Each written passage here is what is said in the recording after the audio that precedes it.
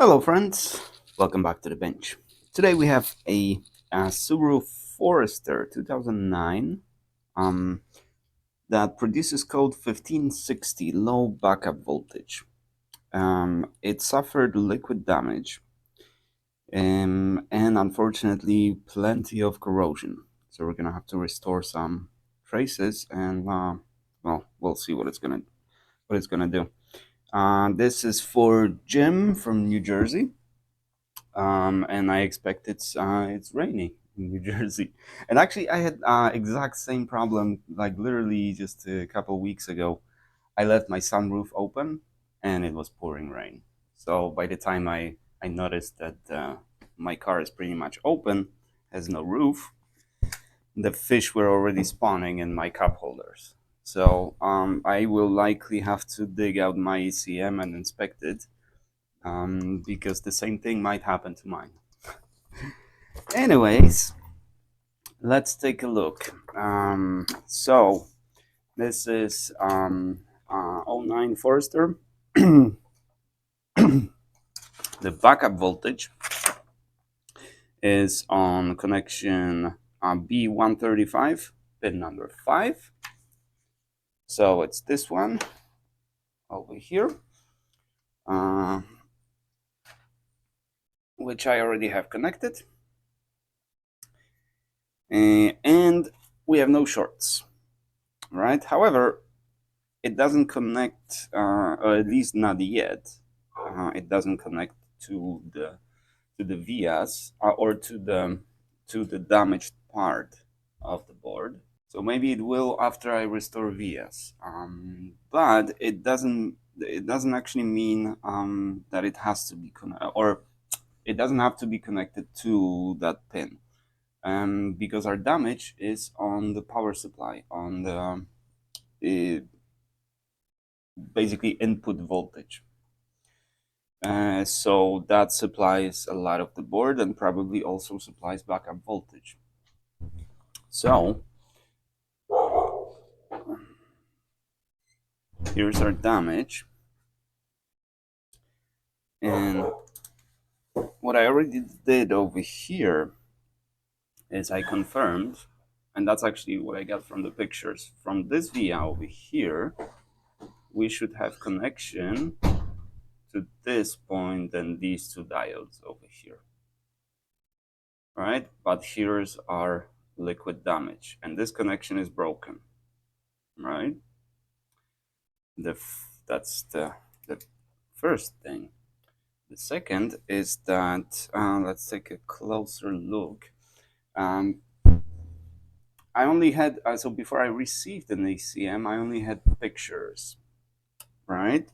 And Jim sent me pictures before and after cleaning. That's awesome. Normally, I don't get stuff like that, so this was very helpful.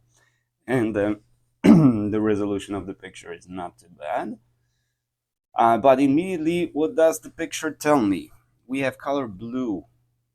Blue color means that the copper oxidized. We basically ate through the copper. You know, the chemists, which I'm not, but chemists can tell a lot about the solution based on its color. So in this case, what I can tell is that it oxidized. So even without, although on the second picture, I did see that there is corrosion. That there, yeah, that the vias are corroded. It's pretty obvious, even from that picture. So I knew what I was getting into before I received it. Yeah, let's do some focus. There. Okay, so this is what we're working with. So let's take a look. So we have corrosion on these vias as well. I was contemplating of running it through ultrasonic cleaner, but I'm not sure. And why am I not sure? Because I would have to remove the conformal coating from like half the board, or this entire side of the board. I would rather avoid that. And this via and this. So we need to make a connection from here to here and connect to vias. So my idea at the moment is to first grind through it to remove all the gunk that we have over here. Then put the wire in the via, tiny wire, and float it with solder. And I'm hoping this will restore the connection. But we will know only when Jim connects the ECM back to the car, and we'll know if the code disappears. I am not going to connect it on the bench because I never do that with the customer boards.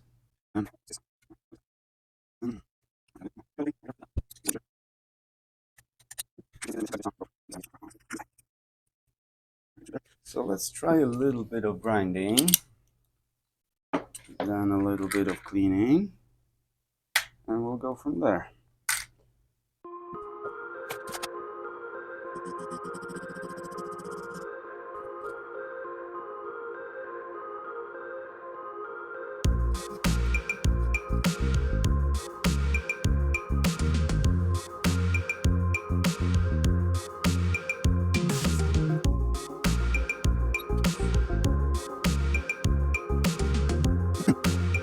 Alrighty, so we have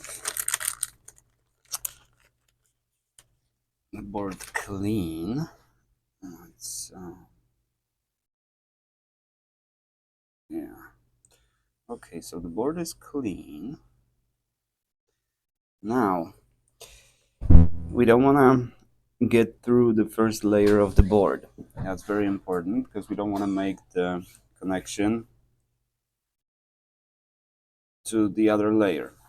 Although we are close to the vias over here, so even if we do, I don't expect that will be a problem. Okay, a lot of interruptions today. What are you gonna do? Where was I? The connection to the other layer, right? We don't want to make connection to the other layer, but I wouldn't worry about it too much because we're close to the vias. Everything close to those vias should probably be connected to one another, meaning there's probably not another layer like or another trace like going through here or through here, right, on another layer. So I wouldn't worry about that even if we ate through the entire layer of the board. But still, I prefer that doesn't happen. If there were no VS here, that would have been a problem. And if this was here or here, then yeah, absolutely there could be some other traces going through underneath that should not touch this layer. But here, everything should touch. So let's expose some more copper over here, and we're gonna solder it to here and hopefully float all this. And actually I'm also gonna grind through here because I'm not sure this connection is good either.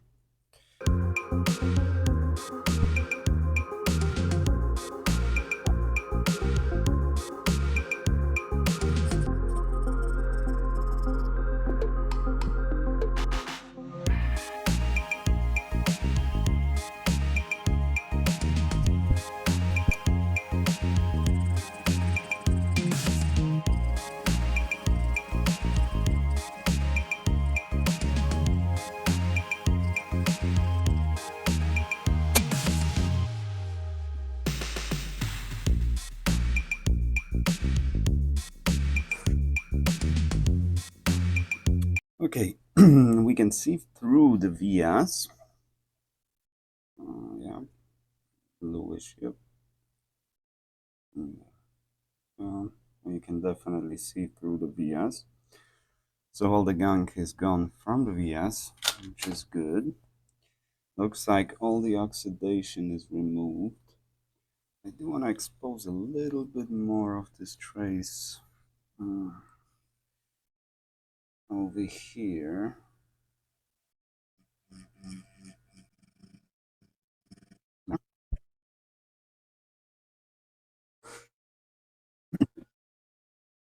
And since I need to make a pretty good connection here between VS and this big trace over here, I'm gonna expose a little more over here and run like several wires.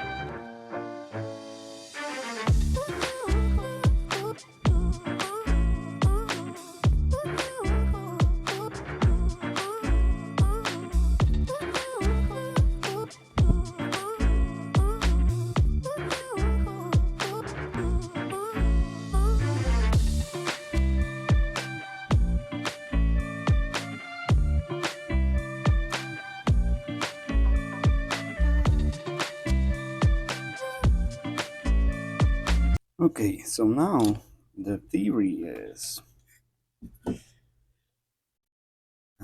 these vias on this side, right, kind of don't seem to be existing. Right?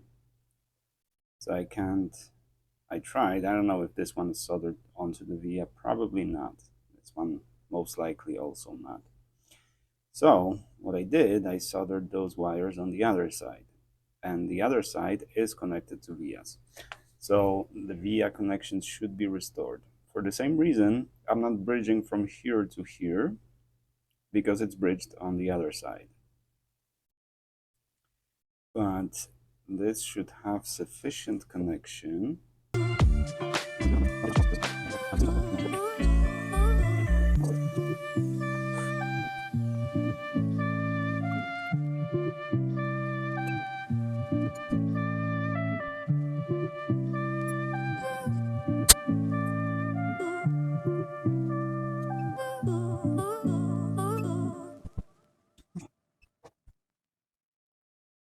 Okay, and now let's test it. So we want to have a connection from this via over here to the diodes. Okay, so we have the connection, which means our job is done. But let's clean it and put some UV mask on it. By the way, how do you like the new microscope? I think it's better for your viewing pleasure. It's not exactly better for my use, but it gets the job done, and I have better image for you guys. So yeah, Mr. BDI. Yeah, the previous video, I didn't have this microscope yet when I was repairing that PS4. I recorded that, and I was kind of contemplating whether to even publish it, because there was nothing really interesting on it. But then I figured, okay, let's publish it. Let's get to 1,000 subscribers, and to do that, you need to keep publishing. So I figured, what the hell? And I have one more PS4 that only has a HDMI connector broken, but that one is going to be more interesting because it has the connector was ripped from the board, so it's going to be similar repair to this one. Okay, let's just drown it in alcohol.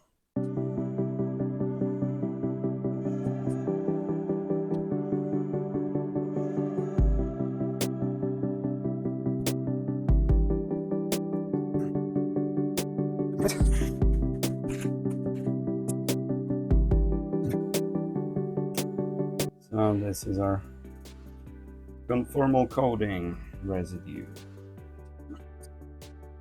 This is fine, it's not going to damage anything. It looks awful, right? It looks like liquid damage, but it's just conformal coating. I could remove it, but then it's just going to keep progressing. Right? If I clean it over here, then it's going to be over here and so on.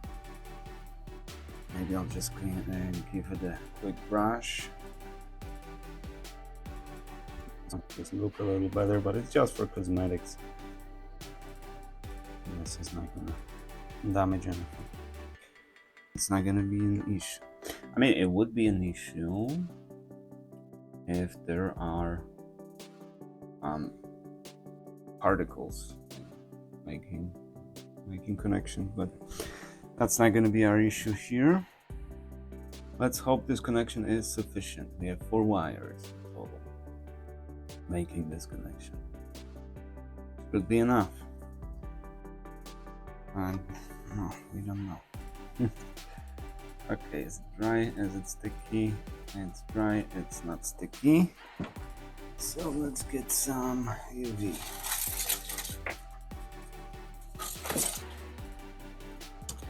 I'm running very low on UV mask. Need to order some more.